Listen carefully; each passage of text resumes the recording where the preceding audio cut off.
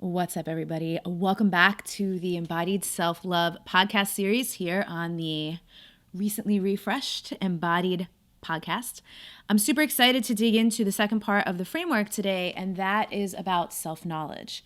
Knowing yourself it's crucial to self-love. It's also just crucial to living any kind of life you actually want to be living. Because so many of us are programmed and conditioned around who we should be, who we need to be, and that's not based on who we actually are. So to take the time, and this builds on self-awareness from last week, to take the time to really get to know ourselves, and then to do what I call reserving the right to change your mind. Like, we are multidimensional beings, which we'll talk about a little later in the show. So you need to give yourself room to be who you are right now, and then to continuously become somebody else. And that doesn't mean you become a whole entire new person, but different aspects of yourself will change over time. You'll discover things about yourself.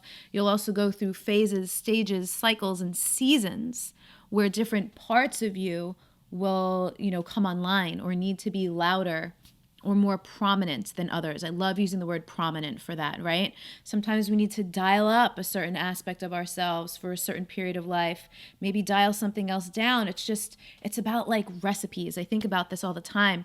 We are each this like brilliant, amazing recipe for a human, right? That is infused with soul and, might take different ingredients. The recipe changes. We might need different recipes for different parts of our lives. So we're going to get all up in how do you know yourself. And for those of you who are watching on YouTube, I just want to remind you, I have notes. So you might see me like looking off, or it looks like I'm reading, and that's because I am. Because I know myself. And I'll tell you a funny story about that later on in the episode. I think this one's probably going to be a little bit longer than the last two. I have way more notes here than I had for the last two. So we'll see how it goes. All right. So in order to do any of the work of embodied self-love, you really need to know yourself. You need to know things like what's okay with you, what's not okay with you, what excites you, what doesn't excite you. And I just said this, but it's here in my notes. I'm going to say it again. Life is cyclical. There are phases and changes. Feel free to be someone different today than you were yesterday. Reserve the right to change your mind. It will not always please others. And staying true to who you are moment to moment is a radical act of self-love that absolutely cannot be married to needing everyone's approval. There's a quote that I keep on my wall over here from Desiree Adaway that says, "You could be liked or you could be free. You cannot be both." And it's so true, because so many things that come out of our desires to be loved and liked keep us from being who we actually are.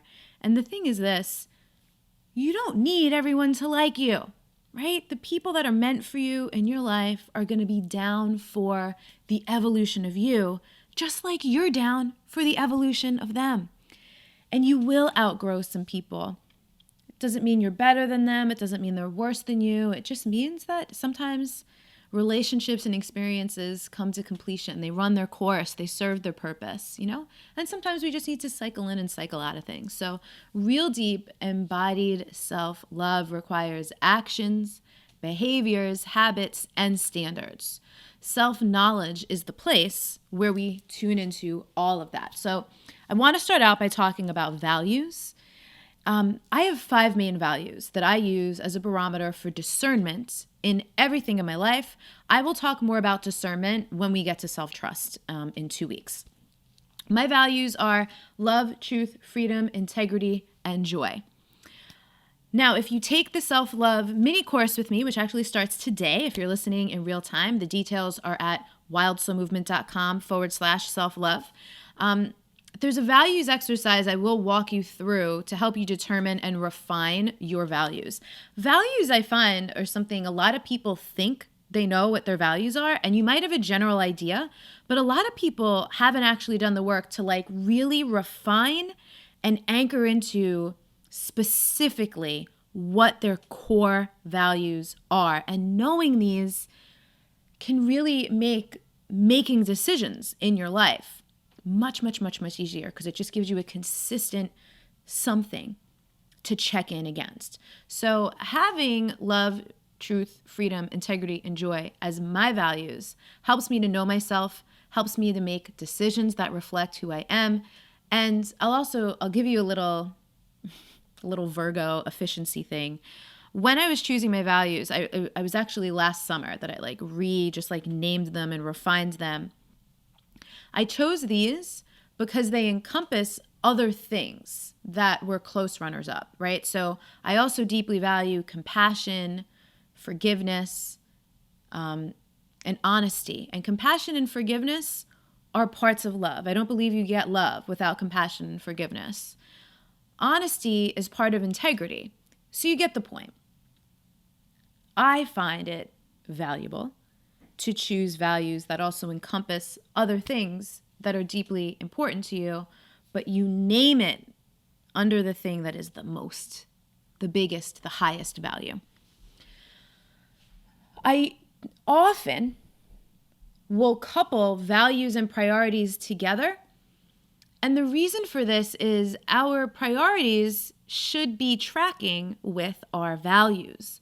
But it's not always the case because fairly often we are getting caught up or swept up in other people's agendas and other people's urgencies. So I forget where it came from. I think it's a Stephen Covey thing. That's the guy who wrote The 7 Habits of Highly Effective People. But a priority is something that occurs at the intersection of both urgent and important. So there are a lot of things that feel urgent but aren't necessarily important. There are a lot of things that are important but aren't urgent. And let me give you some examples. It's important to me to see my family. During this pandemic, though, it's not urgent, right? I'll see them when I see them. We have the phone, FaceTime, Zoom, all of these things. In person can wait because personally, your girl, not interested on flying across the country. I just don't want to do it. I don't want to have to quarantine for 2 weeks when I get there. Just not interested. And if you're listening in real time, this is being recorded still in the COVID-19 pandemic of 2020. Here's some more examples. You get into a car accident. It is both urgent and important to go to the emergency room and get your injuries taken care of. Say you want to write a book. It's important to learn how to write a book proposal. It might not be urgent because creative projects are often things that need some time to unfold. And it's a whole process, right? Anything that has a process to it usually isn't urgent because processes require time. I also want to put priorities in the context of personal growth and spirituality. If you're listening to this series, it's safe to say that self-love is a priority for you. And so one way I like to choose priorities is by the old adage, the rising tides lifts all the boats. Again, this is an efficiency thing. Self-love is a good bang for your buck thing to work on because there's not an area of your life that can't be touched, improved, enhanced, expanded, healed, blessed by self-love. So it does make sense in the broad scheme of all the things that you could be learning about, studying, and working on to prioritize self-love. If you've got certain traumas or triggers coming up and getting in your way in life in some way, it makes sense to prioritize trauma healing. If you want to have a relationship and you're single, it makes sense to prioritize dating. If you want to move, it makes sense to prioritize looking for places to live, etc. So all these examples are just to help you attune to what is a priority and what is not. And at the top of the list of things that are not priorities are other people's agendas. If you're someone who takes notes when you listen to the podcast, I want you to write down other people's agendas are not my priority. If someone else's agendas aligns with yours, cool, make it a priority. But if it doesn't, keep it out of your list of priorities, your urgency to get to. Other people will fill your inboxes with their urgency. You just don't have to take that on, right? And this as well is a great act of self-love. So we'll get more into this during the boundaries episode as well. Something that really helps in cultivating and developing self-knowledge is being able to pause. So I've been talking about this for many years with my clients and my students, the power of the pause. As you observe yourself and practice self-awareness, certain things will give you clues as to where you can dig in and get to know yourself better. This is one of the reasons why I love personality tests, typologies, other systems like astrology, human design, Myers-Briggs, Enneagram. On the professional side of things, if you work in teams or if you run a business, things like StrengthsFinder, the Kobe Index, the Wealth Dynamics Test, all of these things, we don't need to live and die by them, right? Like I like to joke around, because I'm a Virgo or, because I have a Gemini rising and in 3 other places in my chart. But I'm not like defining my life based on those things. I'm just going, that makes sense that I would do that because I'm a Virgo, or yes, of course I did that, or stuff like that. But I still also reserve the right to transcend any of these types, typologies, labels, identities, or whatever. But over the course of getting to know myself, it's actually been quite helpful to be like, oh, yes, I totally do that. And to also develop the discernment to go, you know what? I don't actually do that, or I've grown out of that. And let me give you an example, sticking with the Virgo thing. There are so many astrology accounts on Instagram that make Virgo memes. Whatever sign you are, you can find a bajillion accounts for, Capricorns and Tauruses and whoever. A lot of these memes reflect the absolute lowest level of consciousness under the traits of a sign. So often I'll see Virgo memes and I'll be like, no, that's not me. I used to be that way, but I've grown out of it. And so that's a cool thing too. You can always grow to like the elevated expression of a thing, the higher expression of a thing, or you just might outgrow it altogether. So these things are great to just help inform you and to help get to know yourself. But again, you don't have to necessarily live or die by them. They just let us know how we're built. Human design is something I've been really geeking out on lately. We'll put some accounts for you in the show notes to follow on Instagram that I really like. AC Brown, Erin Claire Jones, Claire Marie Edgman. These are all great accounts that I look to. And I love the little nuances they add sometimes. Some of these things can be a rabbit hole. And so you do need to be careful not to let them become distractions. So I will say this about human design, especially because human design is a huge rabbit hole. I suggest getting to know your strategy, your type, and your authority if you're going to check out human design. I interviewed a guy who wrote a human design book a while back named Chetan Parkin. So if you want to find that episode, we'll also link to that in the show notes. That was a helpful overview so you could feel into and see if it would be something you think would help you get to know yourself a little bit better. But I want to share with you specifically something in that system that really changed my life, was learning that I have what's called emotional authority. And your authority is how you make decisions. I really needed to slow down, learn how to feel my waves of emotions all the way through, and sleep on things before I make major decisions. There are different types of authorities. Learning this was revolutionary to me because prior to learning this, and I think I first discovered human design, it was 2016. There's a lot of general teachings that will tell you to do things like follow your gut, listen to your intuition, and all these things. I talk about these things. I talk about intuition. I don't necessarily say follow your gut because everyone's intuition works through them differently. For many years, I was making impulsive choices, not intuitive choices.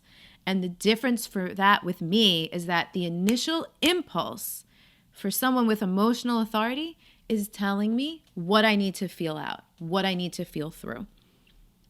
But over time, the actual intuition, the actual alignment, resonance or not, will occur to me. But it's over time. Other people who have different kinds of authority, like sacral authority or splenic authority, they know right away. And that initial impulse is their intuition. But this blew my mind, not just to see where I'd been making decisions that weren't aligned for me, which made total sense because I had also been overpromising myself, like saying yes to things that later I'd be a no for. And everyone does this from time to time. But, for me, I realized I needed to start telling people, you know what, I have to be a game time decision for that. Because I noticed often I would commit myself to things and then as they would get closer, I'd be like, ooh, I don't want to do that anymore. So, the good news of that phase of my life before I knew this about myself was that I got really good at graciously canceling, breaking commitments, and having to make very genuine apologies to people for saying yes and then changing my mind, or other way around, being like saying no and then realizing I did in fact want to do something and circling back and being like, hey, is this still a possibility? And this bucks a lot of what people teach us, say, and tell us are standards for integrity, right? Things like finish what you start, follow through on your commitments. Because here's what's really important. This is why self-knowledge is really important. The highest level of integrity is honoring yourself. We'll talk about this more during the self-respect episode. But if I'm showing up for things that I don't actually want to be there for, my energy is going to be the energy of a person who doesn't actually want to be there, which is not a great energy to bring to anything, right? So it actually is in the higher service of everyone involved for me to not do things that I don't want to friggin' do, And there's certain things that I don't need to be like a full hell yes, super enthusiastic about every damn little tiny thing, but the more the better. So learning that about myself was a big deal. It was also a big deal in my body of work so that I could help people figure out how to make decisions and connect with their intuition in the way that it occurs to them, not in some sweeping generalization like listen to your womb or listen to your gut or follow your heart. All of those things work for certain people at certain times, but not for everyone, and certainly not in all the ways that some people teach. So this is, again, pointing you to the next thing we're going to get into, which is your own multidimensionality, the complexity, the nuance of you, which is what self-knowledge helps you to get into. It's also important, again, to just ping back on self-awareness for a moment, because I adjusted my teachings in Wild Soul Movement to help people feel for their intuition in the way that it arises for them. Again, not in a generalized way that might not work, but in a way that incorporated constantly observing themselves and getting curious rather than comparing themselves and relying too much on external authority or teachers, right? So much of this is about also being able to cultivate internal authority. One of the things I have always said and believed and also felt is that the best teachers will point you back to yourself. That's one of my teaching values. It's why the original and forever tagline for Wild Soul Movement is everything you've ever needed has always been inside of you. Self-knowledge ultimately is about uncovering and in some cases rediscovering what's always, always, always been there. So let's get into the multidimensionality, the categorical nature of things, and the aspects of you versus the whole you. And it's pretty cool because I love divine timing. I was going to record this yesterday and then I didn't get to it. And then I just had a healing session with a client this morning where we really got up into this, and it was so earth-shattering for her. And what was cool is this woman is in her 60s. She is still doing this work. She's still uncovering, reclaiming, discovering things about herself and having these moments and these shifts that are going to affect her for the rest of her life, which is so freaking cool. So here's an exercise that you could actually do. You could take 2 sheets of paper and on one list things that you love or at least like about yourself. And on the other, list things that you don't love or like about yourself. And if you sit down to do this, you could probably fill up both sheets of paper. So how is it possible that both sheets exist? It's because you can love some things and not love some things at the same time. The two do not need to negate each other, right? So I just want to remind you, we talked about this in the first episode of the series. You might not love yourself all the time, or your love might like wax and wane like the moon. It might be really full and bright and vibrant sometimes. Other times it might just be like little thumbnail new moon crevice of love that's still hanging in there, So these things can coexist. You can hold both and all at the same time. Same thing goes for feeling emotions. I can feel joyful and pissed off at the same time. Humans are super complex creatures. All of these things are allowed. And a lot of us need someone to tell us that. So like, let me remind you, you can hold many parts of yourself at once. You can hold many emotions at once. These things don't need to offset, deny, or negate each other. More than one thing can be true at a time. This is the paradoxical nature of life. And this puts us in, the both ends. Like, yes, this is true. Yes, this is also true. Even though parts of each thing might seem to be denying the other thing. We are that complex. We can hold that. So get especially curious about the things that you don't love and learning about yourself there, because those will point you towards the specific healing work that you could do to really fall in love with yourself. And let me put this in context with these stages of learning that I learned many years ago.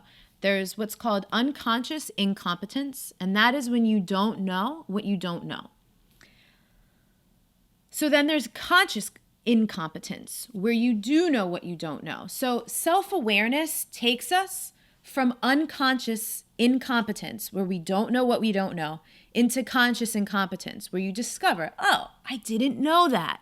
Now I know what I don't know, which then brings us into conscious competence, where we go out to discover and learn and integrate about the thing we previously had no friggin' idea about, right? And it's called conscious competence because you're learning and you're practicing. It's not second nature yet. But then once you really learn, implement, and integrate, that becomes knowledge. That becomes unconscious competence, second nature.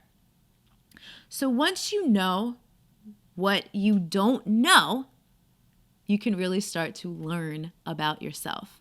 Who are you? Like, who actually are you? Not what other people told you were supposed to be, not who anyone told you should be, not this identity that you associate yourself with. People in my family are like this, or people in my ethnicity or my group are like this.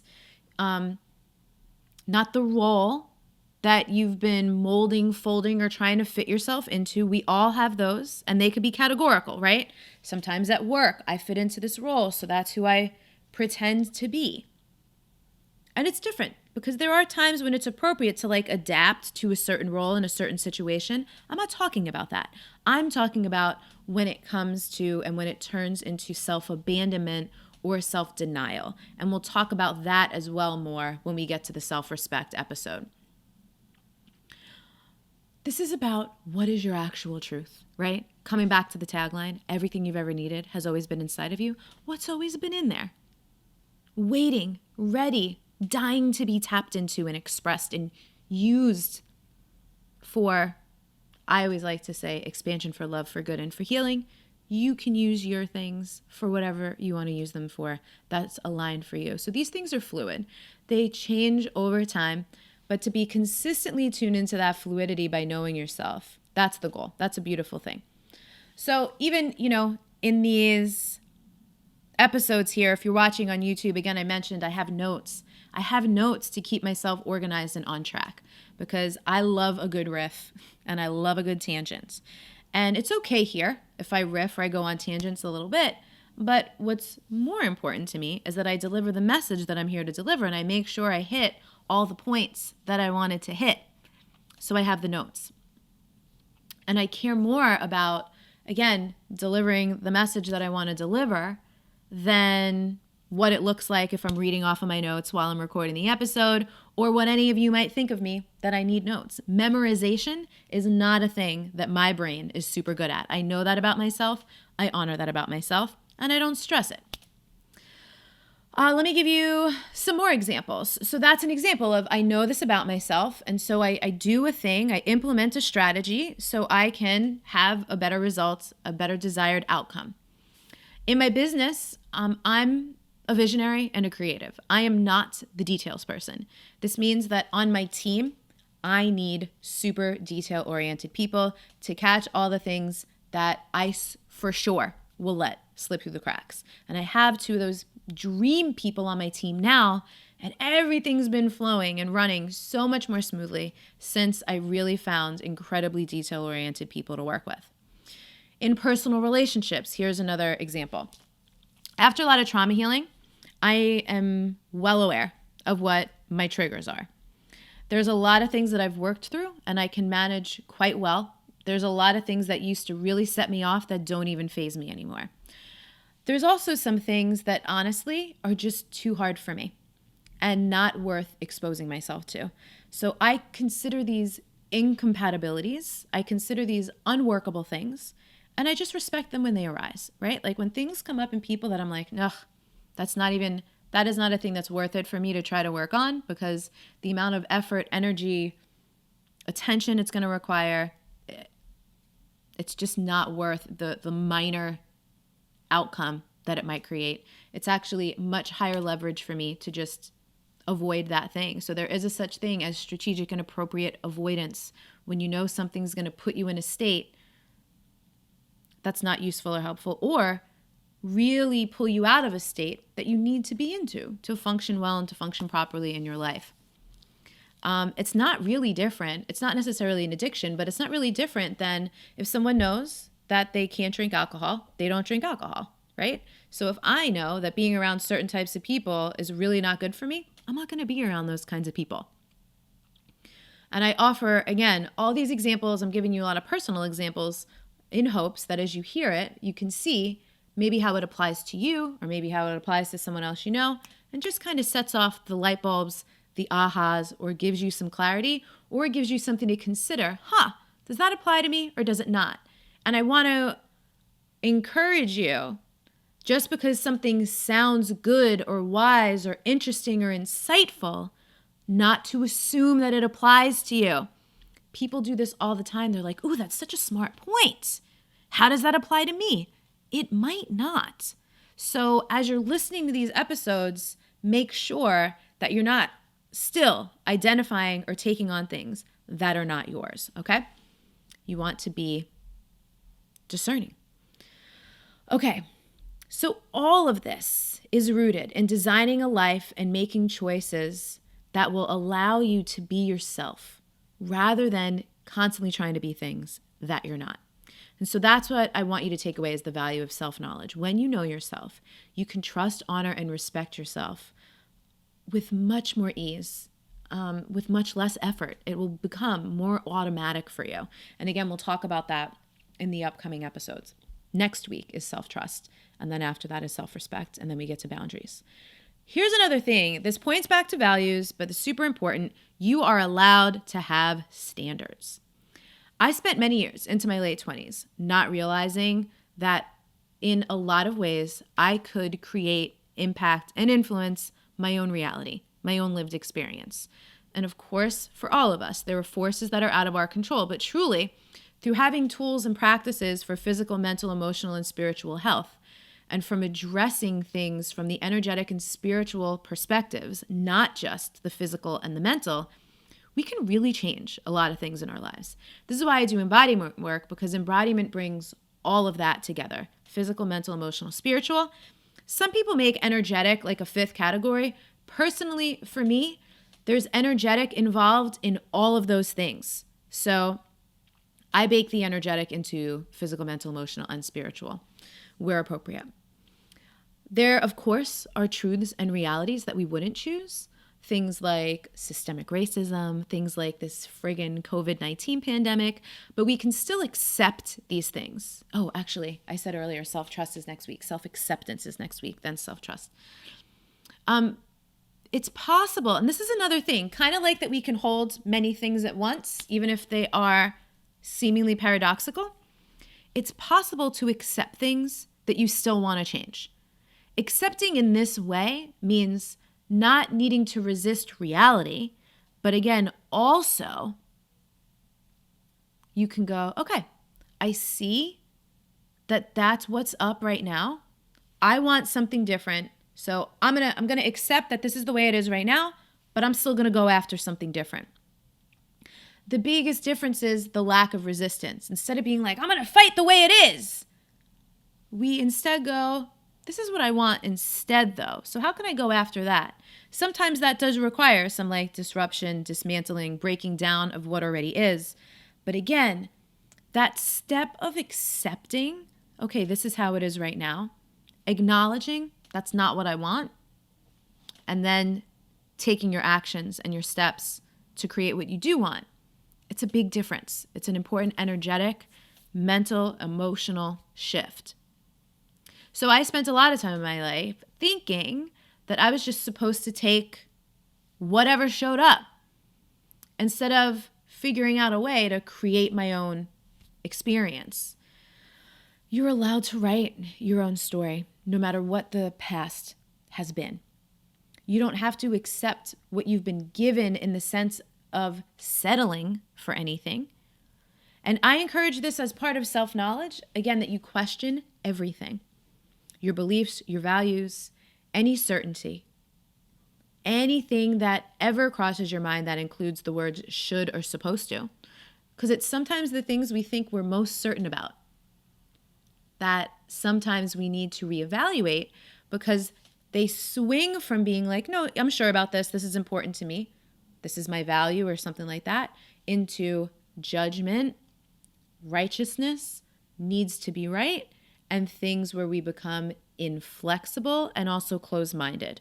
So that like everything exists on a spectrum, right? So certainty is great, but on the other end of that spectrum of certainty is rigidity. So you want to be careful about that. And notice the areas in your life where you tend to be more rigid than others. So I mentioned earlier, this episode is really meaty. So you might want to listen to this more than once, take some notes. We're getting close to the finish line here, though. Not everything is a choice, but you do have more choice than you realize, and you discover this by getting to know yourself. So to wrap up, as you discover things, filter them through your values and priorities, like we discussed. You don't have to do all of this at once. Take your time. Next week, we'll talk about self-acceptance. And also a reminder for you. Today, which in real time, if you're listening, is August 5th, the self-love mini course begins. Again, I mentioned it earlier, but the link for the details on that are at wildsoulmovement.com/self-love. So if you've been listening to these episodes and been like, this is really juicy stuff, this is helping me, but you actually want to go deeper into the implementation and integration and be able to like ask me questions and also do this work in community. If you've ever done group work before, you know how enormously valuable it is to be in a group setting where you get to listen to other people's questions, because so often someone has a question that you don't think to ask, but you totally needed the answer to. This is why I'm always going to have group experiences and group programs. I'm running the mini course live from August 5th to September 9th. In the course, I'll take you more deeply into this framework over 3 workshops. The first workshop will be self-awareness, self-knowledge, and self-acceptance. The second one will be self-trust and self-respect. And then the last one, which I consider to be like a bonus because it's not part of the framework, but it integrates the whole entire framework, boundaries, which I know, for many years. I've been teaching on boundaries since 7 years. Since 2013 was the first time I ever hosted a call on boundaries. I literally remember where I was in my friend's backyard in Sherman Oaks, California. Shout out to Sabrina if she's listening. But it's so crucial. I know our audience loves boundaries. It's an ongoing practice. It's an evolving, beautiful thing. So there's 3 workshops in the self-love mini course and also 3 Q&A sessions between workshop weeks. So it'll span over 6 weeks. You can join the course on its own. You could also join it by becoming a member of the Embodied Movement Center for 2 months, and you can get your access through there, which will also give you access to a whole bunch of other healing tools, practices, and resources. By the way, this reminds me, if you haven't already heard, I changed the name of the Embodied Movement Studio that I opened in June to the Embodied Movement Center. And I'm telling you this because this is a result of knowing myself. In just a month, I started to feel that the word studio had become limited. And so I was like, I need to pick a word that's going to allow me to expand, because I already started adding things to the studio. One of the things I did was, many of you have been listening for many years, have attended some of my free calls, classes, workshops, and things like this. The recordings are only usually available for a little while. And I went and I dug up so many of these recordings from so many of these free classes and workshops I've done from over the years, and I put them into the Embodied Movement Studio. I took my Wild Soul Toolkit, put it in the Embodied Movement Studio. I decided to make these mini courses, these quarterly mini courses that I'm doing part of, and include it in the Embodied Movement Studio membership, which is like kind of ridiculous because it's only $49.99 a month. So, but I was just excited to have like one healing hub, one place to put all these epic tools and help people decide, what's useful for them, what they could use. And I was like, this isn't just a studio. Like, it's literally like a healing center. I mean, and it's partly one of my dreams someday would be to have like a retreat center or something like that. But, we're living at a time where it doesn't make sense to be opening up physical spaces and things like that. So I'm like, this is what we're doing online. It's becoming the healing hub. So I've added a whole bunch of things on top of all the classes, the movement classes, Wild Soul Movement, Wild Soul Sweat, erotic body movement, sacred body work, and healing meditations that we do every week. So it is now the Embodied Movement Center. It's not designed to be something that you would ever be able to use everything, right? So it's not meant to overwhelm you. It's meant to just be this epic resource center so that you can go in and pick and choose and use exactly what you need whenever you need it to just continually support you with your healing. So super excited about that. And it just felt so freeing. The minute I went, this is not a studio. I need a word. I thought about the word school, and then I was like, I don't like what that implies. But I was like, oh, a center. I also love the double meaning that so much of the work is like coming back to your own center and then calling it a center. So anyway, I've geeked out. Check that out. The mini course, wildsoulmovement.com/self-love. If you've been interested in the Embodied Movement Center, just joining for the course might be a good way for you to see if you'd actually want to stay beyond the 2 months. Of course, you don't have to if you don't want to. So I hope some of you will dive in, go a little bit deeper, see what it can do for you, and then share, geek out with me. Let me know. Invite your friends, all of these things. We are doing a little, I don't want to call it a self-love revolution, but it's a movement, It's really helping. The intention is to help lift people up into this place where they remember how powerful, how wise, how valuable they are, right? Part of it is about wholeness, so that you could be functioning in your life in a way where your choices reflect that. Because once your choices reflect that more, your experiences get to reflect that more as well. So, as always, wherever it is that you were listening to this, make sure you're subscribed, make sure you liked it, share it up on Instagram if you want, tag me. I love getting your little notes and knowing how it went for you. Leave me a comment, leave a review for the podcast if you haven't done that already, all those other things. Thank you so, so much. I think that's everything. See you later.